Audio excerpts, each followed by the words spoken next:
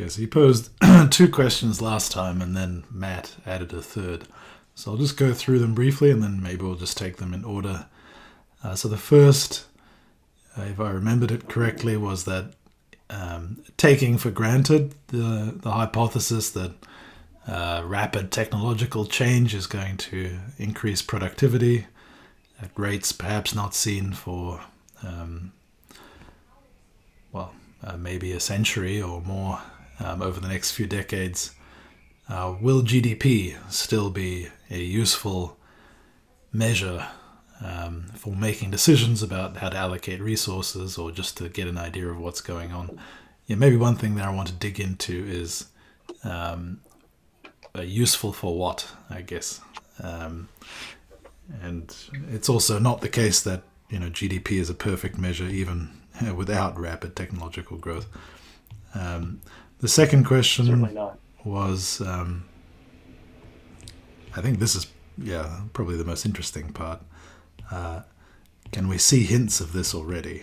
Like, what would this look like in practice? Yeah, that was the thing that really struck me.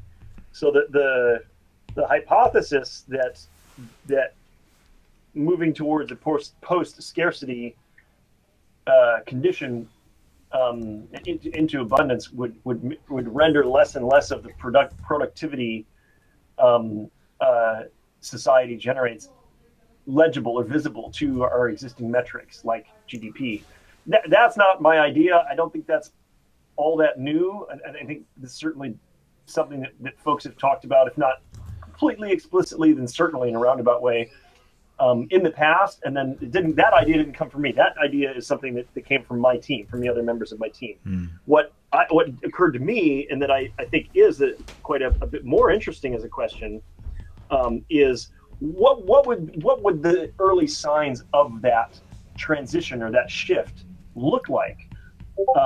Because if we can hypothesize what they might look like, then we can ask the question, in a sort of quasi-experimental manner. Are we seeing what we might expect to see yet in the real world? Right. Which I think is quite an interesting question. And even if we don't see any of the evidence now, it's something to keep an eye out for. Yeah, it reminds me of some of the kinds of questions that Peter Thiel likes to ask. So maybe I can briefly recapitulate some of that might inform the context for question 2. So question 3 is, as I said, one that Matt raised at the end of the session, and that is taking for granted questions 1 and 2, rather that question 1 has a positive answer, and that we will see this happen, perhaps sooner rather than later. What do we expect to happen? Will people continue pursuing GDP just because, there's many reasons you can imagine that happening. I guess we could talk about them. Or do we think that there actually will naturally emerge a competing metric which is more appropriate? And I clarified with Matt on Discord afterwards that he does intend question 3 as descriptive rather than normative. So he's not, I suppose, suggesting we dig into the somewhat pointless question of is GDP good or not, and why is it bad? Because, I think we've all had that conversation 20 times already privately. But rather, what do we think will happen as a kind of to resolve this issue that's raised in questions 1 and 2. Okay, are there any high-level things you want to introduce before we go back to question 1 and dig into it? Nothing at this level. I think this is a great start. Okay. I suppose we've talked about it numerous times, but maybe I'll say briefly what we mean by the scenario in which productivity increases. You can clarify that if you want to, and then maybe I'll ask you what useful means in your mind. So we have in mind that there are, as Adam has outlined in published work and also here, there's a confluence of multiple disruptions in energy, in transportation, in agriculture, and perhaps most profoundly in intelligence and computing and how we solve our problems and the tools we use to do it, in AI and its impacts. And all of those... I like to think of this as a potential disruption of human labor writ large. Right, yeah. And this seems quite likely to be much more profound than, say, the first or so-called second industrial revolutions, where really the nature of civilization shifted quite a bit, and our expectations for what society looked like and how rich we would be also changed dramatically, and we could easily imagine more profound changes coming. Okay, so past some point, it's sort of clear that the answer is yes to question one, I suppose, right?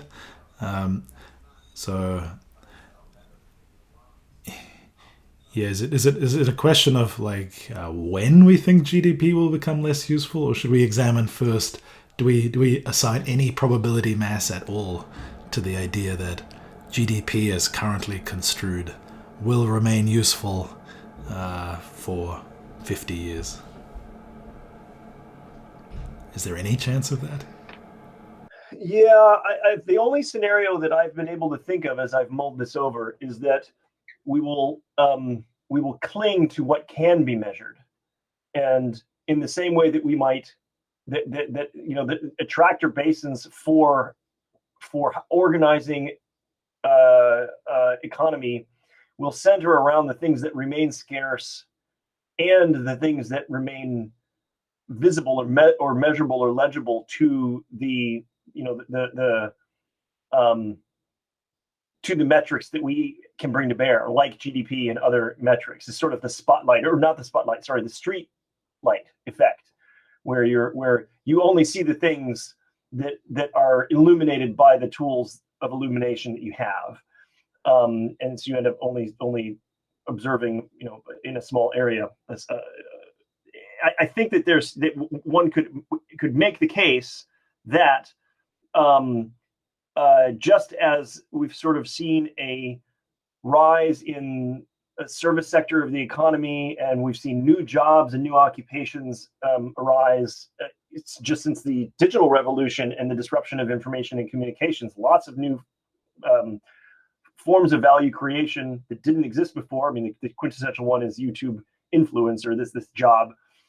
This is sort of the punching bag, the straw man, the stereotype that's held up as an example of this is sort of this an occupation that was unimaginable prior to the internet, but is now, people are making a lot of money at it, and so the argument is that new forms of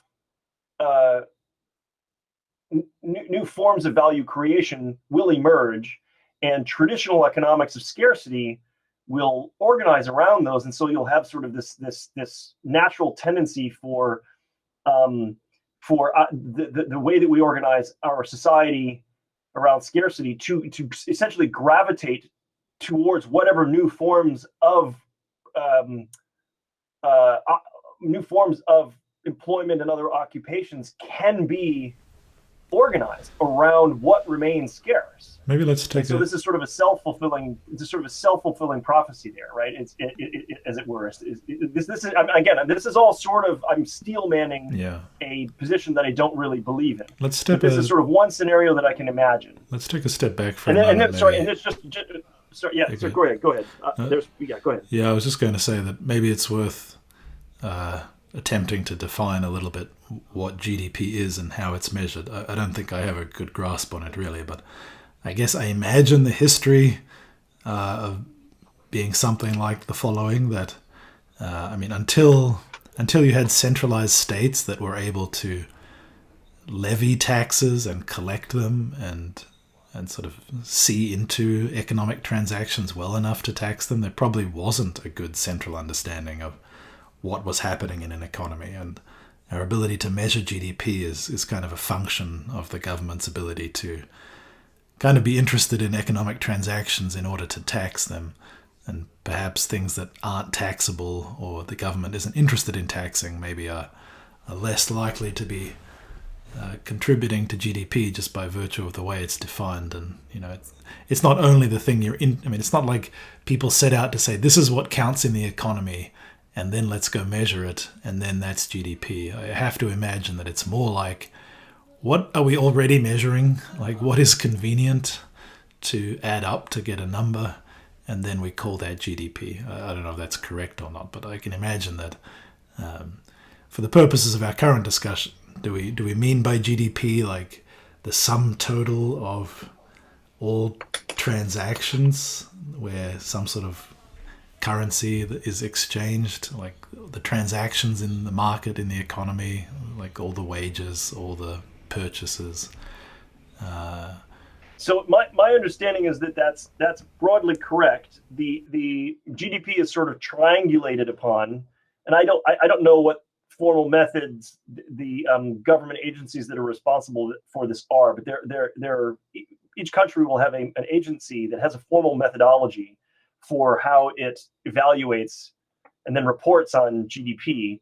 And the idea is that method is consistent over time, in order to be reliable as an indicator. If you can sort of fudge it and always show growth or show growth when it's convenient to, then it wouldn't be a very useful measure. And so there's I think some institutional pressure to kind of have this as an indicator for decision making be reasonably consistent in how it's done. I don't think that necessarily means every country does it identically, but my understanding is that is that GDP is sort of, it's estimated based on measuring a few different things. Production is one of them, so the output of all of the different industries in an economy that are visible to the tax, to the government, basically, and specifically to taxation. The expenditures, so these are, again, that's sort of the value of things that individuals, businesses, and so on purchase. So that's consumption. So basically, it's production and consumption, and those aren't necessarily identical, but they're super, super strongly correlated, of course, because basically what's consumed is what is produced, and vice versa. And then there's the other thing, and I think you mentioned this, Dan, is that I think income is also factored in. Like, what is the income? What do individuals and what do businesses report as income? And the thing that's tricky, I think, in all of this is that this is all that is all the formal economy, but there is an informal economy as well, some of which is sort of, roughly speaking, well, you sort of have gray markets, and then you have black markets, right? So you have gray markets that aren't necessarily horrifically illegal or nefarious, but are nevertheless just not all that visible to our public institutions. So if you get paid under the table and you don't report cash and you don't report it, then that's part of the informal economy. It's a part of the gray economy, but that's a little bit different than slave trading, human trafficking, arms dealing, that sort of thing. And so I don't know to what extent countries try to include the informal economy, both the gray and black markets, in GDP as a measure. I don't know that it's even in there at all in most of the methodologies. It probably, but one could easily imagine that those gray and black markets are pretty big. It's probably relative to probably relevant to our discussion that you could imagine that even if you get paid under the table, you then go and buy Starbucks or a loaf of bread or something, and that money turns up somewhere. So that transaction, I suppose, contributes to GDP figures, right? Right. So again, it's this. I think there's just a method some method for combining these different specific measures into GDP as an indicator. And then obviously you want to try to apply that consistently from one year to the next, so that you can make, meaningful inferences about things. So that's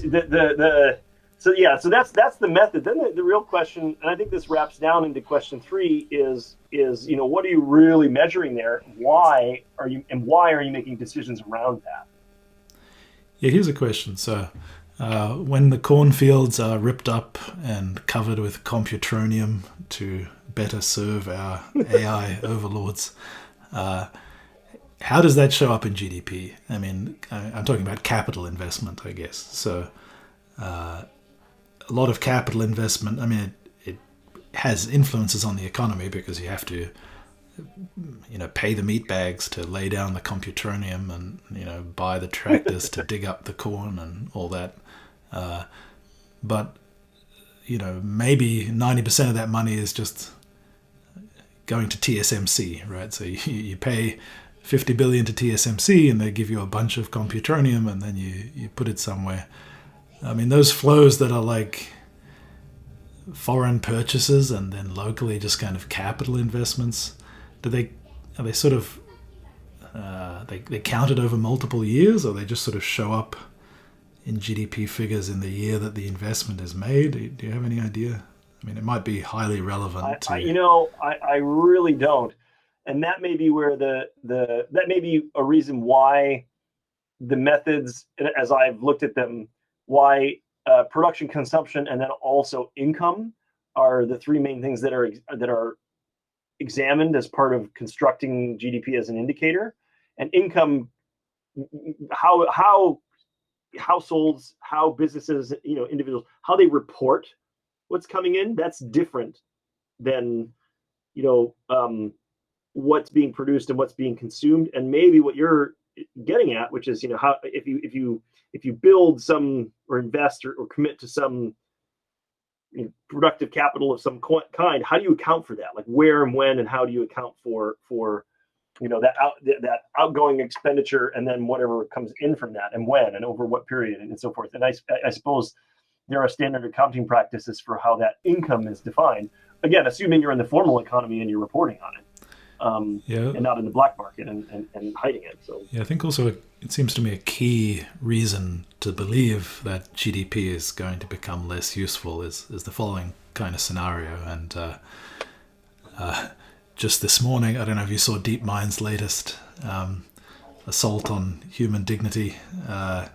So they have a paper, Alpha Tensor, which does matrix multiplication much better than we figured out how to do it. So there are, I say assault on human dignity in jest, but people were quite proud that we figured out some clever way of doing matrix multiplication, which is sort of the basis of how GPUs work, for example. And now DeepMind has, through DeepRL, figured out algorithms for doing it that are 10 to 20% faster, if I understand the headline claims, which I don't know if that directly translates. How is that even? Isn't that fairly fundamental mathematics? How the hell is that even possible? Well, there's actually multiple different algorithms for multiplying two integers. So if you think about if you think about multiplying a 10-digit number with another 10-digit number, one way of doing it, right? That you learned in school. Oh yeah, but sure. There's actually a different algorithm, and it's faster. So that's called Karatsuba multiplication. So it's you don't tend to think about it, but these basic operations are algorithms that you perform with the digits in that case. And for matrix multiplication, there is a kind of clever way to do it that we know in some cases, but DeepRL has found more or less essentially in the style of AlphaGo, right? Just found good moves that you can do to multiply matrices. Jesus. Now that is amazing. I don't know if that translates directly to improvements on existing hardware, right? Because existing hardware may have baked in the old algorithm, and I'm not an expert enough to think about that right now, and I haven't read the paper yet, but you could imagine that either this or some future advance, like overnight, essentially increases the efficiency of computation in all the world's data centers doing GPU calculations. Okay, putting aside sorry for the noise. Yeah, sure. Putting aside the queasy feeling at the bottom of your stomach, hearing that, you could also just sort of say, well, that's like a small team of people sitting in London somewhere have suddenly produced potentially trillions of dollars of value. Right? I mean, it's not an exaggeration to imagine that that DeepMind just paid off its entire budget. They siphon $500 million a year or something from the parent company, and maybe they just maybe that counts as now they're in the black. I don't think this is a stretch at all. And I mean, you think about what.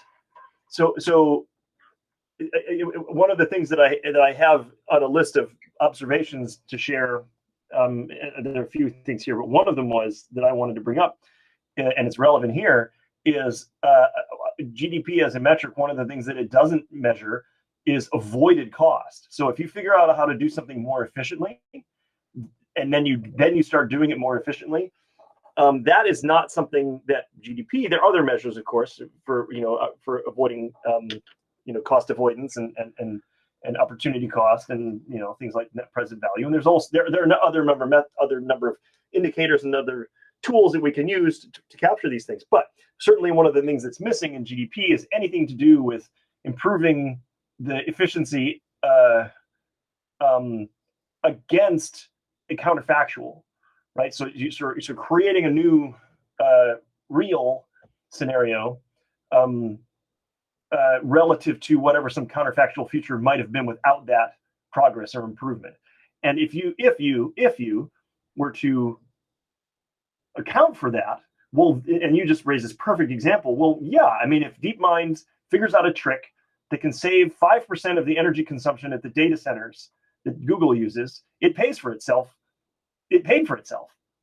Of course it did, right? Because those incremental improvements are so valuable, because 5% of a gigantic number is a gigantic number. So yeah, and I don't really know how we capture anyway. So anyway, yeah, sorry, I'm violently agreeing. Yeah, let's think this through briefly from first principles a bit. So if you have a fixed GPU there, it doesn't have like an intrinsic value, right? And you can't eat it, but it has a value in terms of, say, the number of computations per second you can do. And then NVIDIA is sitting there and saying, you should give us $1,000 for this thing. And then you think to yourself, well, I need to optimize ads on Twitter or Facebook. And, I think to myself, well, I'll increase my sales by this amount. So sure, I'll give you the $1,000. Now, if you bought that GPU and then the next day they sent you a software update that made it twice as fast, well, you'd actually be willing to pay twice as much for it, or you would have been willing to pay twice as much for it, right? If you had waited a day to buy it, I mean, NVIDIA could jack up their prices by 2x, assuming nobody else had that technology, and you'd probably pay 2x, right? Because actually what you care about, the equilibrium you found that made you think you were interested to buy it was, okay, I value this number of computations per second at this price, and they're going to sell it to me.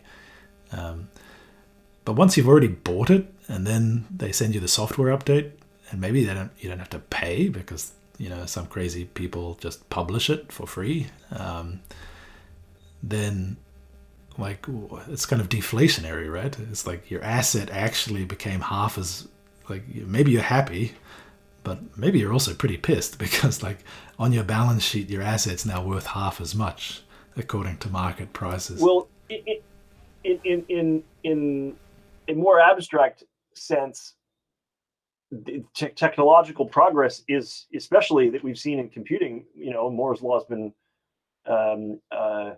running for quite a while, and things adjacent to Moore's law, like the improvement in cost and memory and bandwidth and those sorts of things. Those are all part of a massively deflationary regime, right? Where every year or 2 years, what is it, 18 months, 22 months? I forget what the exact number is for price performance of computing. But basically, I mean, yeah, if you wait around a year and a half or two, the value of any asset that you've got, any computational asset that you've got,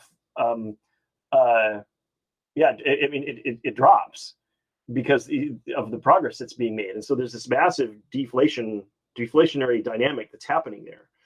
And in principle, you would imagine that this would be or could be catastrophic for forward-looking markets and producers. Like, oh boy, well, why would anybody buy this thing if they can buy something better next year? Why won't they just wait? And if you domino that across many years, you could naively reach the assumption, well, why would you ever step in and buy anything? And then consumers face this problem, like, when's the right time to upgrade? Because it's really hard. Because as soon as you buy something, it's obsolete.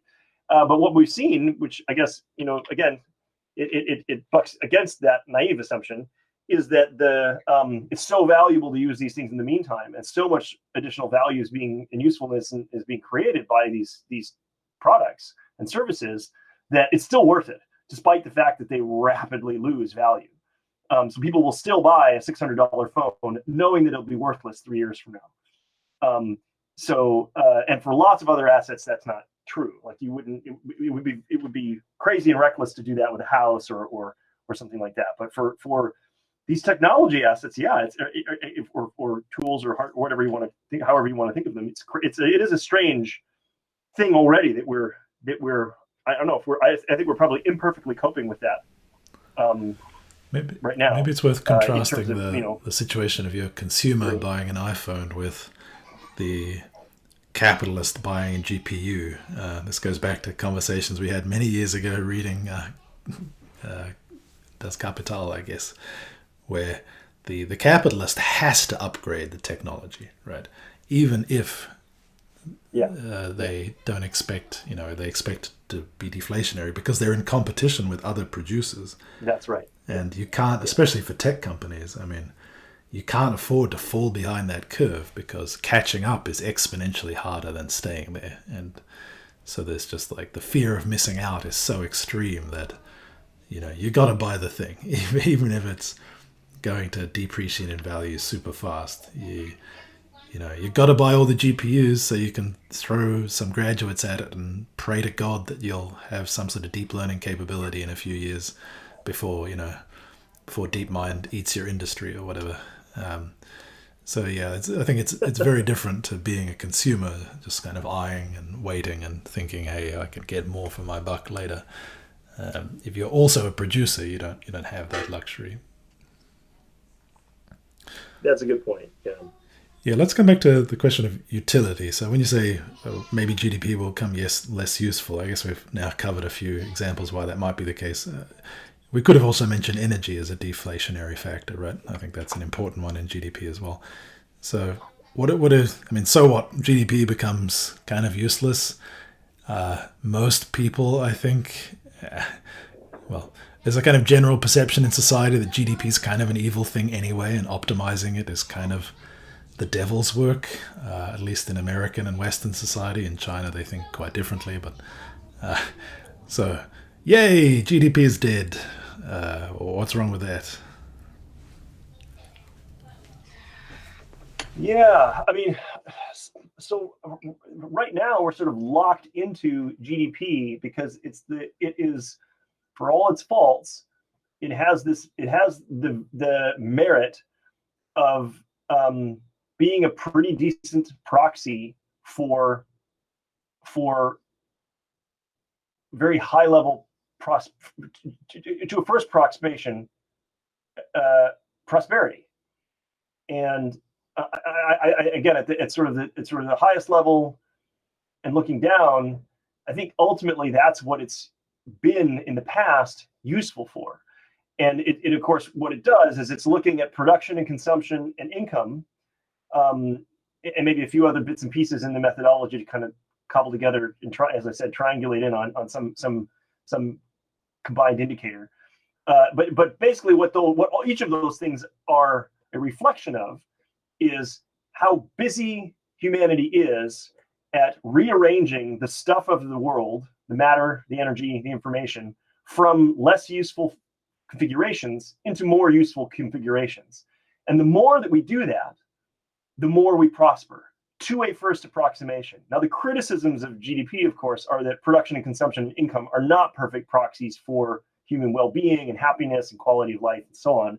And that is a way of saying that material prosperity is not a perfect proxy for, it does not correlate perfectly to human happiness. And that's perfect. That's fair. And then that's the basis of a lot of the criticisms of GDP. However, you have to be pretty silly, I think, to put it kindly, to say that prosperity it doesn't matter at all, or that it isn't meaningful at all. It's pretty damn meaningful, and so I think that's been at its.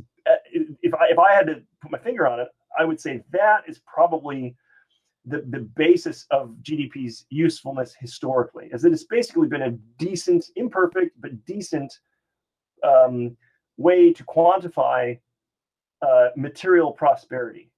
And the thing I think that again, that my colleagues raised concern about it as GDP ceases to be able to capture all of the things that are happening, is that it is basically going to become a worse and worse proxy for that thing it's supposed to be measuring, which is prosperity. Yeah. Because too many forms of production, too many forms of consumption, too many forms of income and utility are just going to cease being visible to it. Does that make sense? Yeah, I think it's useful to clear the air a little bit by pointing at an assumption that a lot of people have talking about GDP and just deconstructing it, which is, I guess people have in mind, unless you've tried to run a large company or a country or been involved in kind of thinking hard about that, maybe people have a kind of naive idea that the system is simple enough that if you just put well-intentioned moral people in charge, they'll look at the system and be like, oh yeah, we should arrange it like this, that, and then everything will work better. And that really is just naive, because the complexity, it was naive 150, 200 years ago. It's certainly astonishingly naive today with the complexity of the system that exists in the globalized economy. Like, you can't even tell what's happening. Nobody knows what's happening. It's so inscrutable and so complex. When people on the TV or whatever, or you read an article talking about what's happening in the economy, it's about as dumb as people talking about what's happening in the stock market, where they're obviously confabulating stories about like post hoc justifications for what's happening.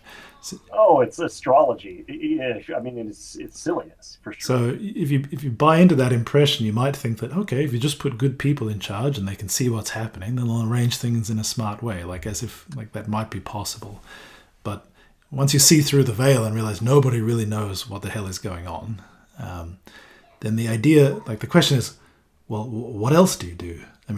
How are you supposed to have some sort of idea of what choices to make in the light of that radical uncertainty and radical inability to predict or even comprehend what's going on?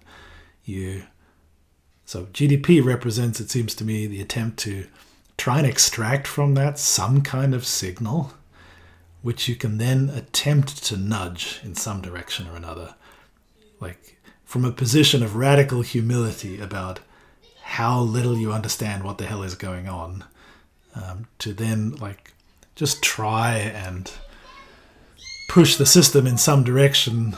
And then the question becomes, it's a bit like democracy, right? It's the most terrible system apart from all the others. I guess that's supposed to be Churchill's quote, right? I completely agree with the criticisms of GDP, and I think it's related to but different than the terrible practice of just kind of trying to promote science by counting citations or something. So it's kind of easily gamed, but then everything else is more easily gamed. GDP I'm talking about. Right. And so you kind of have to argue in a positive way for what you think the alternative is, rather than just... everybody sees the problems with GDP. They're obvious, right? It's obvious the distortions that happen, how it's gamed. But I think China in the 20th century is just this great illustration of, despite all its flaws and the terrible consequences of it being gamed and the fact it can be gamed, grabbing that number and trying to dial it up in a fairly direct way literally did lift hundreds of millions of people out of poverty. It had terrible effects, on the environment, on many other things. But, in sum total, I think it was a good thing for humanity that, hundreds of millions of people who were previously struggling to eat no longer struggle to eat. And they did that by this monomaniacal focus on GDP, because it's hard to fake, even though local governments in provinces tried like mad to fake it and continue to fake it. At some level, the best way to fake it was just to make the economy grow. And they did it, So it's easy to criticize GDP, but at least the general approach, it's not so obvious to me that I can see a better technique that actually leads to an algorithm for making actions in the world that lead to good outcomes? Yeah, I mean the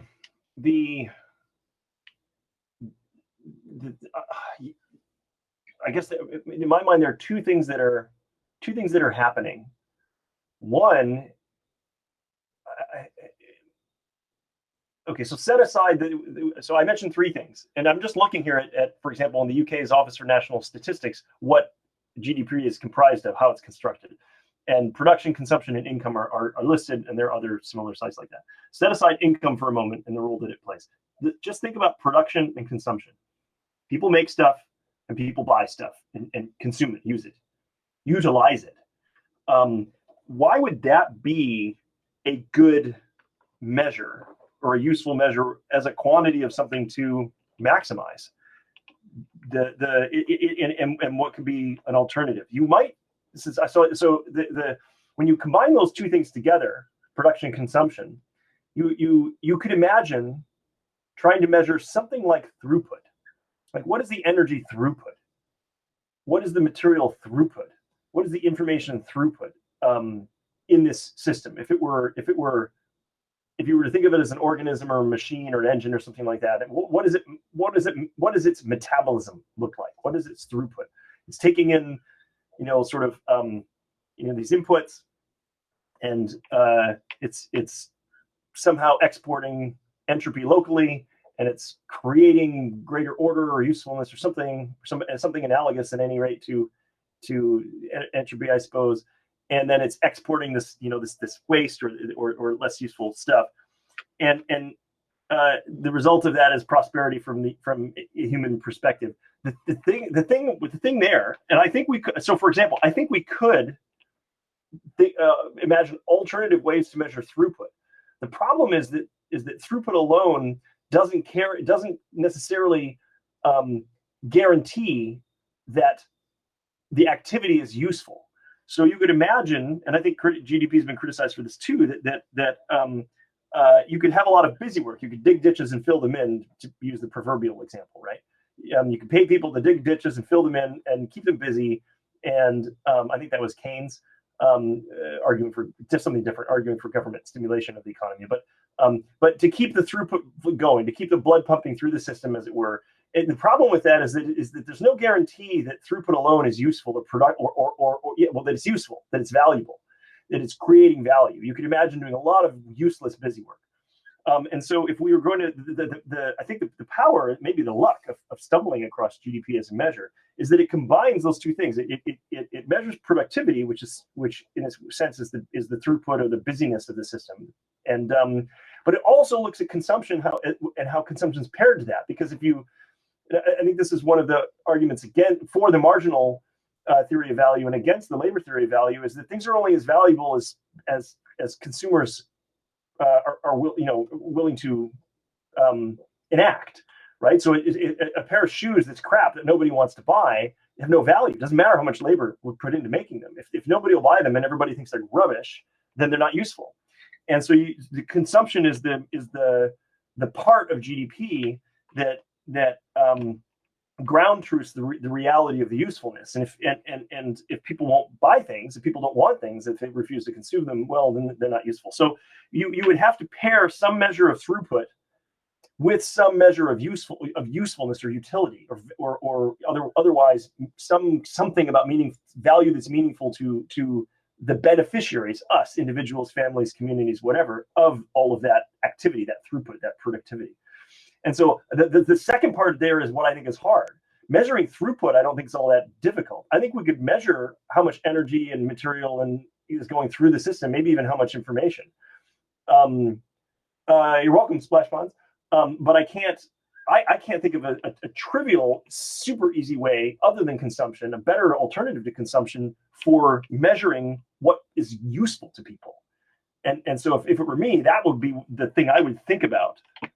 As when we're trying to imagine alternatives to GDP, is how do you measure whether all of this productive activity that robots are churning away at, and the computronium is puzzling away at, figuring out how do we ensure that that's useful and not worthless monkey work, busy I work. guess the way that YouTube works, and maybe also to some extent Roblox, is maybe a hint of that, right? Where YouTube directs part of the ad income to musicians whose music shows up in videos on the basis of how many people watch videos that have the music in them.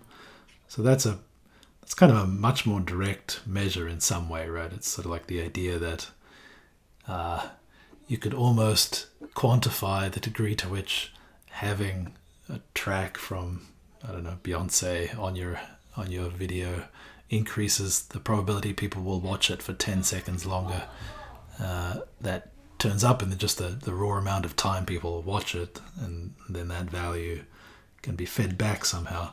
You can imagine systems like that. I know that Jared Lanier has written extensively about this. I forget the title of his book, but he was proposing that the ad economy online is so pernicious in its incentives that it would be better to move to a kind of microtransaction-based ownership model where people are sort of compensated in tiny increments for the degree to which their data is used and their creations are viewed or interacted with by other people. You can imagine a future economy that works in some way like that, right? It would be quite an effort to somehow shift. I mean, right now it feels a bit like those parts of the economy exist, but they're a bit peripheral, right? I mean, YouTube certainly dominates culture and entertainment, but it's not dominating the economy, right? Its income is still a relatively small percentage of Google's overall income, if I have that Right. straight. Yeah, that was my comment on that. Maybe let's zero in still more on the useful part. Like, okay, well, where does this? I mean, obviously, the technocrats want to know GDP because they need to set interest rates or make decisions about budgets. But let's sort of zoom out of that bubble and ask from the point of view of an average citizen, like, why do people talk about GDP? I mean, here's a sort of story, maybe. So we have a memory as voters that maybe stretches back to our teenage years, and we sort of remember different periods and the recessions and how the labor market was and how our personal circumstances were. And we hear our parents talking about similar things from their own experience. And we kind of know how that tracks with GDP growth. So I think a lot of people have the sense that, maybe things were better in the 80s, and one of the reasons was that maybe GDP growth actually was higher then. And people understand, I think, at a sort of mass population level, that in those periods where GDP was growing, that meant that it was easier to find a new job. You didn't have to stress so much about paying for daycare for your kid. Maybe, people really just did kind of go and get a job after school, and they didn't have to worry for 10 years beforehand which job they were going to get, because maybe there were just a lot of jobs. So people, I think, there's a sort of good population level understanding of how to translate the politician speak about GDP into like our personal histories and the histories of people around us. And that seems to me one of the main ways in which we consume the idea of GDP, right? We cash it out in quality of life improvements. And that's become less true in the West because we just have, very low growth or kind of bullshit growth that's not real. But in China, it's definitely true that, the periods of 10% growth and the periods of 3 or 5% growth, everybody knows the difference between how that felt, what it meant for people's careers and their prospects. It's so obvious to people what the connection is between GDP growth and everything they care about in their lives.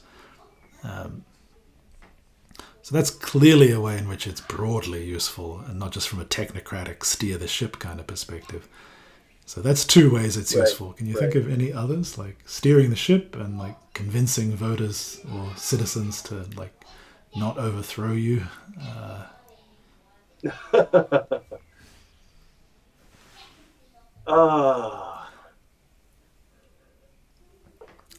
I think the other way it might be useful, perhaps at all levels, is in terms of guiding investment. And I mean this sort of what is your confidence in the future, and how much risk are you willing to take?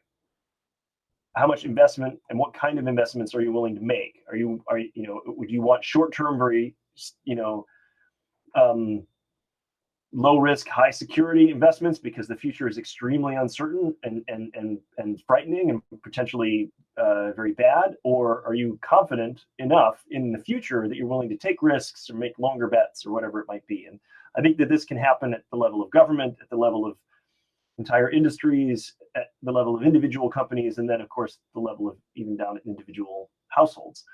And so GDP may be a good uh, uh, indicator of the near future in terms of risk, and that may shape how we choose to commit resources, make outlays uh, to purchase a shot at more opportunity or more growth or more value creation in the future at the expense of the present, right? And if you think that things are going to be roaring in a couple of years, or if you think that they're good enough now that they can coast for a few years, and it's a pretty good bet, well, then maybe you're willing to take those kinds of risks, put that skin in the game. And so that's one other thing that I can way in which I can think of sort of GDP as a general barometer for the prosperity of society is useful.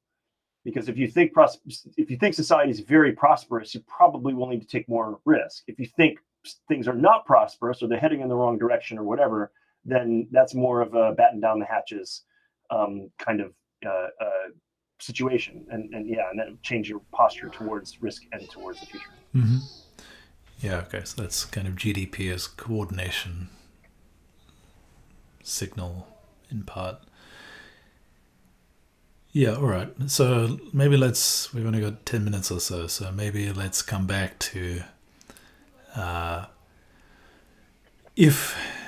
what would it look like for, okay, suppose GDP is no longer a good measure of those things. So what does that mean in those three scenarios? So GDP as a means of reasoning about, or maybe, GDP as a figure leads to the idea of GDP growth, and being able to measure GDP growth and understand how that correlates to your likely life outcomes, and that's also a way of making decisions kind of personally, similar to what you were saying about maybe at the more like capital level. If GDP is no longer a good indicator of how likely you are to get a job or to be able to switch jobs, or what the payoff for your education will be, or the prospects of your children, I suppose it could be one of two ways, right? So maybe let's think through both scenarios. So suppose the measured GDP vastly overestimates your prospects. So GDP growth seems to be 10% a year, but in fact it's zero. Or,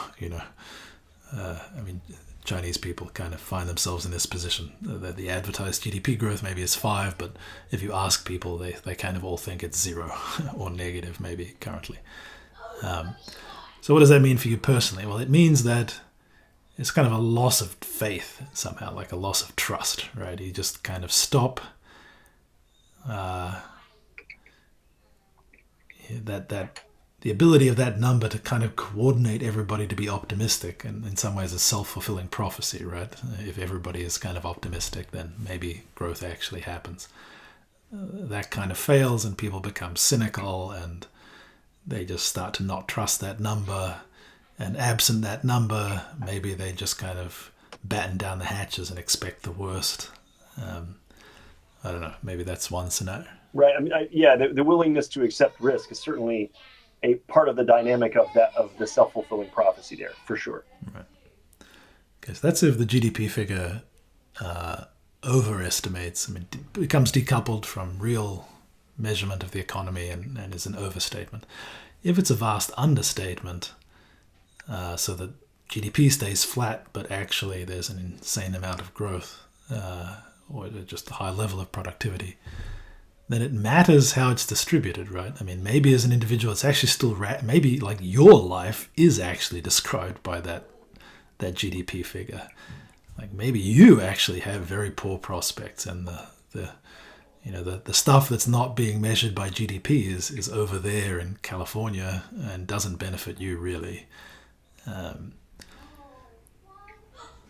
So this seems like worth disaggregating this case, right, where the measured GDP is an underestimate.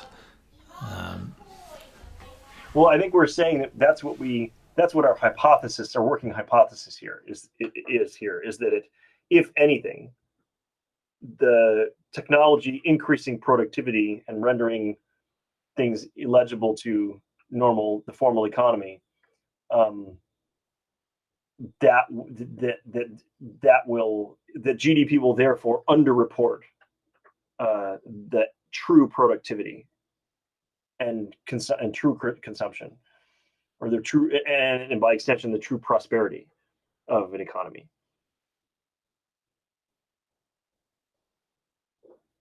I think it's really interesting, this point you bring up, Dan, about if that were the case, one could imagine that a sign of that might be an increasing concern in the distribution of prosperity as opposed to the mean, the per capita. I mean, GDP and GDP per capita are it's typically, it's a very aggregate measure.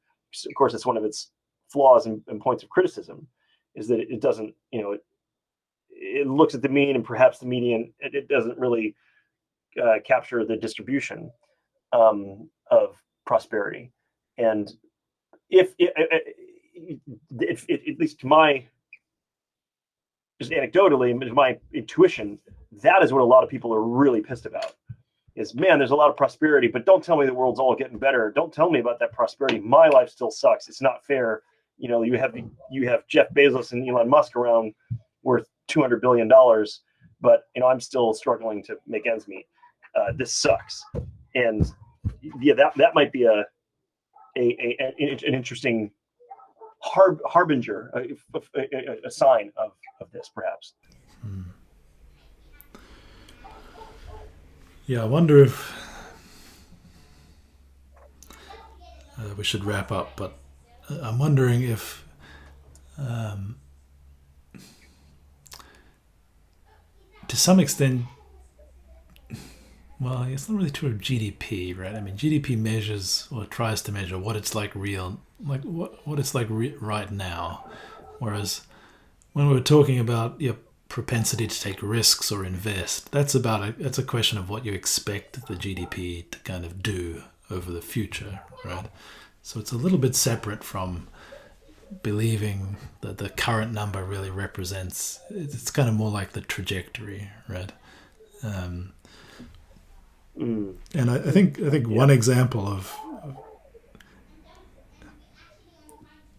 okay, you could say that there's already a gap somehow in, okay, I would say my estimates of future GDP are much larger than most people's as a result of knowledge I have and conjectures I have, or beliefs about what's likely to happen in AI in the fairly short term, right?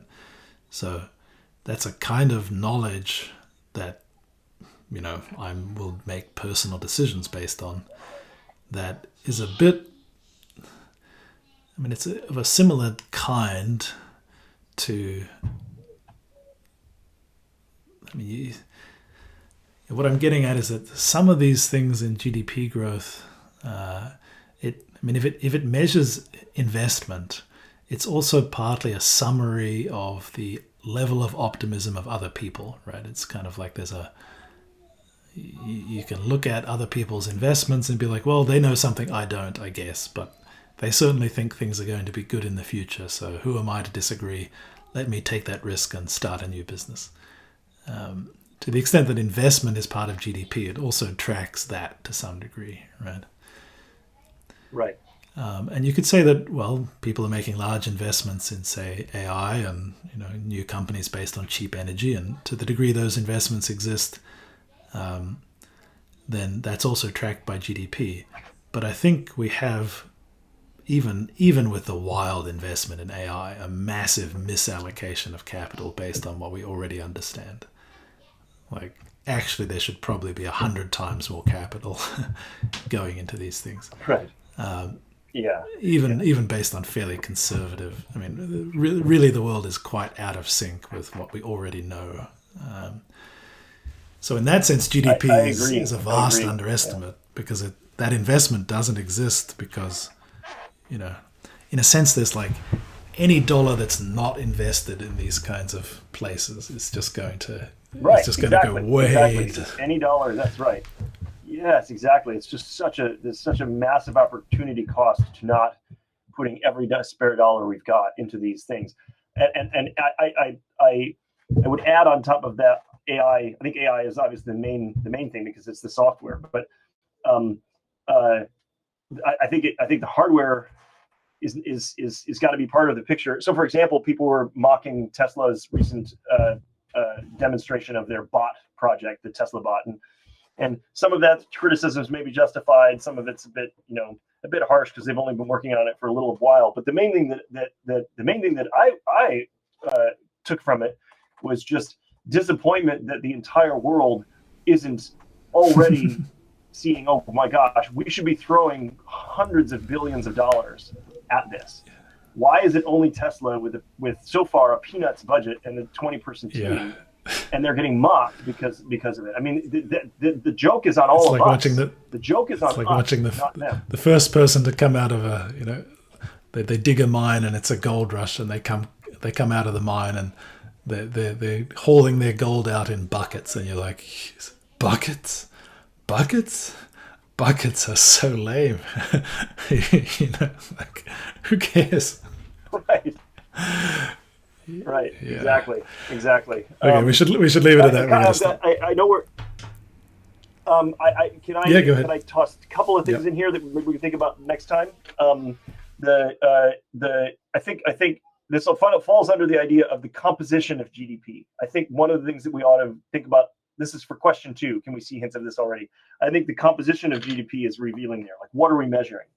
And here's a fun thought experiment. Wind the clock back 100 or 200 years and ask a policymaker or a senior person in decision-making capacity then if they think the things GDP is measuring are silly or are just ridiculous or not. Now, if we're not measuring things like, being able to safely navigate your way across a city effortlessly with a magical device in your hands, the map function on your phone that's free, it's completely invisible to GDP. If the GDP is not measuring that, but it's measuring the millions of dollars of ad revenue on a YouTube influencer's channel, that seems ridiculous. So if the composition of GDP is becoming increasingly silly, maybe that's a sign. Like, we're measuring. Why are we measuring these things? Well, because that's what we can measure still with this tool. So if you've got a hammer and all you can do is see everything with nails, and then you've nailed everything, and there's only a few things left, they don't really look like nails, but you're still trying to hammer them. It just starts looking ridiculous. You're looking like it's a bit of a clown show. So that's one thing to think about. And then the second thing that follows on from that is I wonder if, just in general, the composition of GDP being dominated by service sector and financial sector, I wonder if those are signs. Like, it's a huge portion of the economy is services and finance, which is my understanding it is in many Western countries. And a lot of that, it's mixed up with offshoring and sending actual manufacturing to China, et cetera, et cetera. But if your GDP is increasingly just measuring services and measuring, gambling and trading, passing bags of beans around on Wall Street and kind of thing, if that's what GDP is measuring and it's not actually measuring the material and energy throughput productivity, then maybe that's a sign that it's starting to outlive its usefulness. So anyway, those are just a couple of thoughts on this underneath the general umbrella concept of the composition of GDP. Like, what is it composed of today, and how is that composition shifting? Yeah. Thanks a lot, Adam. So anyway, maybe, I don't know if we want to continue this next time. I think so. It's an interesting let's continue. Topic. Thanks, everyone. Awesome. We're Thank off you, guys. to the code seminar in Discord now. So See you. Bye, guys.